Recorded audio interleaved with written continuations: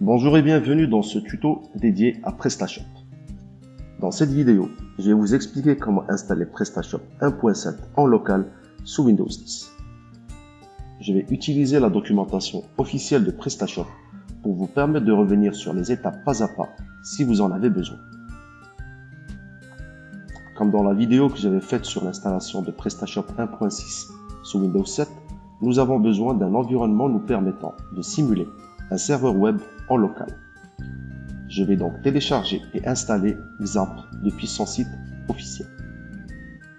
Je vais aussi télécharger la version 1.7 de PrestaShop depuis le site de l'éditeur.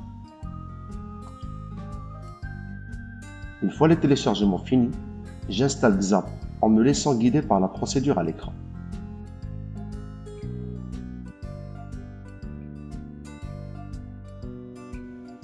Je démarre ensuite le panneau de configuration et enfin le serveur.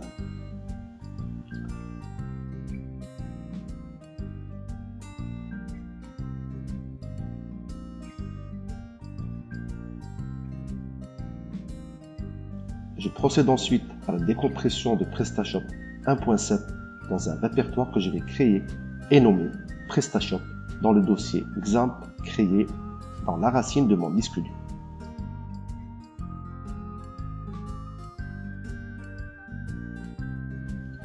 Je m'assure de créer le répertoire PrestaShop dans le dossier htdocs et je valide.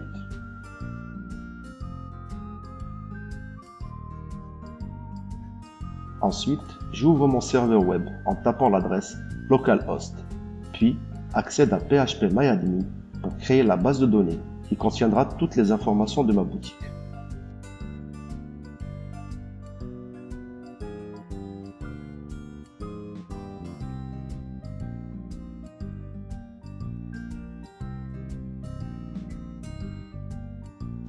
Enfin, je tape l'adresse du répertoire PrestaShop que j'ai créé pour lancer l'installation de ma boutique.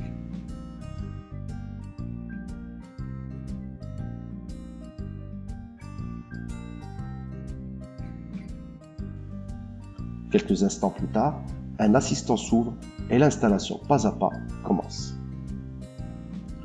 J'ai choisi la langue d'installation de ma boutique. Je valide les conditions d'utilisation. L'assistant vérifie la compatibilité de mon système, puis m'affiche l'écran suivant.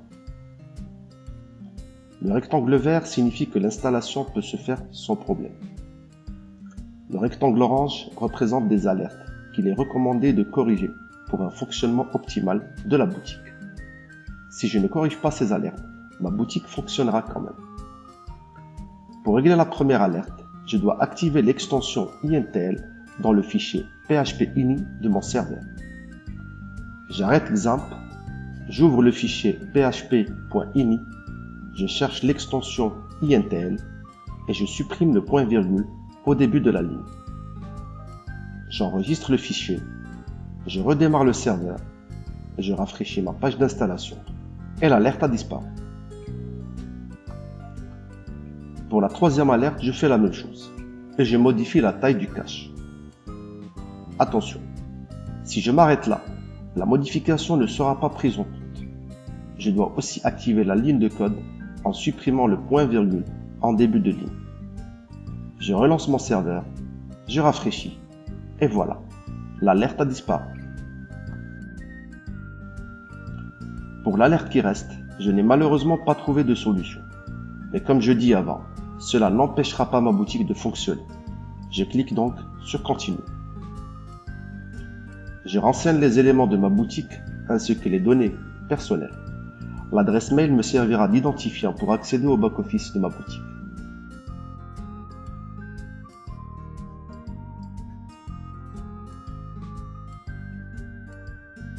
Puis je clique sur Suivant. L'assistant me demande de rentrer les éléments de ma base de données.